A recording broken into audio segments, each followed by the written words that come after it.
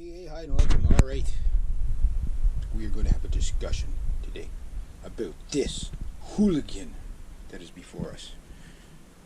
As of today, I am concluding that the Jackson RR5T, or T5. Yes, this one right here, this hooligan right here. Look at him sitting there all shameless. This unruly beast of a guitar is officially the best sounding guitar I've ever owned. It is. I have not had this guitar on stage yet. I cannot wait to see the reactions of people when I do. But what we're going to talk about today is the Duncan SH6 distortion. See what I did there? Very low budget show. I spent all my money on the guitar, so the effects are very budget on this show. So anyway, here's what I've noticed about these pickups. They're not JBs. I don't think a JB can do what this does. Yeah, okay, in the mix you might not be able to pick out a JB from a Duncan Distortion, but there's things that the Duncan Distortion does that the JB just kind of doesn't have in it. So they have a similar tonal curve, except for with the Duncan Distortions, it's kind of like you took everything and just put it on 10. And the output level's about, I think I got around 12,000 K on these pickups, is what I tested with my multimeter. I think that's what I got. So they're really hot pickups. They're not the hottest pickups in the world, but man, they're hot. They're kind of like if you're playing through an amp that's not compressed, like say my Hot Rod Deluxe, my Fender Hot Rod Deluxe. It sounds like you're going to blow up the amp. They sound really harsh, uncompressed, because they're just so hot of a signal, right? So for you guys that like edge of breakup, this doesn't really do that. This gives you, smash you in the head, melt the paint off the walls, burn down the building, knock the building off the foundation, run you over, kick a baby, push down a little old lady, all that kind of hooligan, and it's all absolutely awesome, right? So the thrash metal supreme is what it is. If you wanted to do deathcore with this guitar, you could, because these pickups will allow you. They are a little more on the bright side, like a JB, but they really seem to punch through. Now, again, I haven't jammed with this guitar yet either. I know. Shame on me. But it does kind of have a really... these pickups really love that sculpted mid sound, which you have to be careful, because that sounds great in the room, but a lot of times in the band it's like, you got this awesome guitar sound, and it doesn't cut through at all. It's like all you hear is drums and bass and the vocalist and some sort of murmuring guitar thing in the background. But if you get the mids just right, you get a really angry guitar. And I think this is the angriest sounding guitar I've ever owned as well. So if I were to take the guitars of all the crazy guitars that I've ever owned, my best two sounding guitars that I've ever owned, this is the number one. Now, I know it's subjective, because how do you compare a 61 reissue to a Jackson Flying V? They're two different animals, right? One's meant for like the thrash metal and the heavy stuff and all that crazy space age modern sound. The other one's a 1960s, classic rock sound, right? So in the genre of metal, modern sounds, yeah, this guitar is going to be really hard to beat. This guitar might not necessarily stop me from ever buying another guitar, but I don't think that's possible.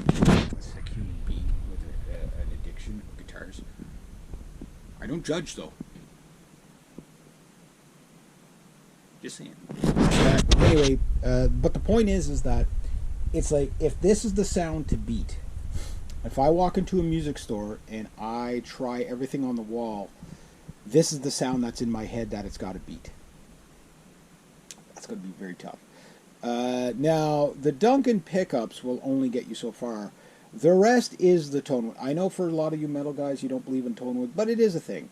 Can you pick it out in the mix? Maybe not as much, but when you're just playing it in your room, you will hear the difference between a alder-bodied guitar and a mahogany body guitar. It's just, alder body's just really bright, punchy and bright, which is perfect for thrash metal.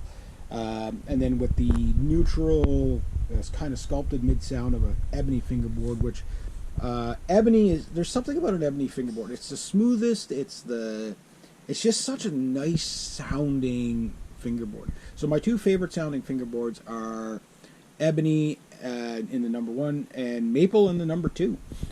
They tend to lean towards the brighter, so if you are playing more darker stuff, you might like the ebony a bit more. The ultimate rhythm guitar sound for a dark sound is like mahogany body, mahogany neck, ebony fingerboard, and then whatever dark sounding pickups you get. But this guitar, the formula of this guitar is just right, and it works so well with these pickups. So if you are kind of like, okay, you want that kind of classic Eddie Van Halen sound, but you want a little bit more peel the paint off the wall with the distortion, and you're looking at JBs. The thing about the JBs is I've had them before, and I think that's my second favorite sounding pickup.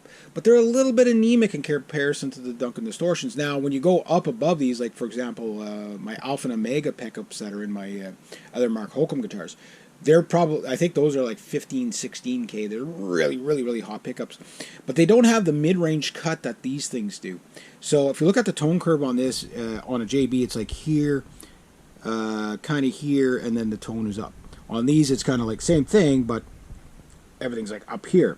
On the Alpha and Omegas, it's kind of like here, here, and the tone is not as high. So it's a more of a neutral sound, which gives you a little bit more clarity and stuff like that. But one thing I noticed about this, although I call this a hooligan guitar, one of the things that's really cool about the Duncan Distortions is even with the ridiculous amount of distortion that I use, live I probably would change it. I would probably dial it back to just to make it more, manageable. The clarity that you get out of these pickups is really good. Now I've got a Duncan Distortion in the bridge and in the neck. I'm going to have something to say about the neck position. I just don't think the SH6 is really a neck position pickup, even though this one is, like there's the SH6, the SH6N, which is optimized for the neck. There is actually a little bit of a drop in volume, but I think that has to do with my pickup height, not the output. Because if you look at the guitar, you can see that, just to be able to get clearance, you can tell like the bridge is almost touching the strings, and then the neck is in there.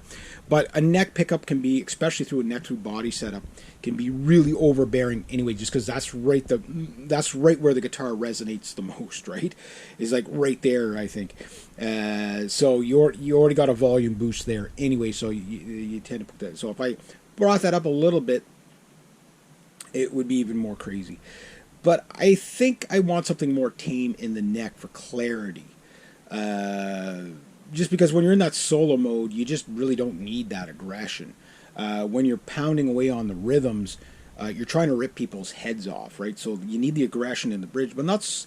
I like something a little different, maybe in the neck. That said, fantastic pickup no matter what. If I never change the pickups in this guitar, need not want.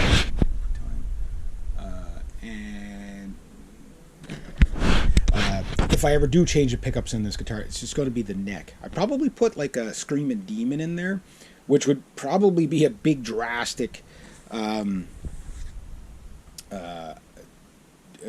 change in output, but I could probably make it work. I'm not sure if I just had in my Hammer Diablo, which was my number 2 best sounding guitar that I've ever owned. And that one I had on stage, like I played that guitar live probably about 275 times. So trust me, and people would say the same thing every time they heard this guitar, like, that is the most savage guitar I've ever heard. And again, when you have sound men coming up to you saying that, dude, that's the best guitar I've ever heard on that stage. This is stages where, and I'm not tooting my own horn here, and you take it with a grain of salt, but stages where some really big name guitar players had played on, such like Yngwie. You know what I mean? So when you're saying my guitar, even if it's just in jest, sounds better than Yngwie's guitar, I'm not saying it did, but what I'm saying is that people were impressed by it. So that tells you a lot about the sound direction that I wanted to go. And that was JB's. It was either, I'm pretty positive now, after listening to so many Charvel guitars in the past couple of months,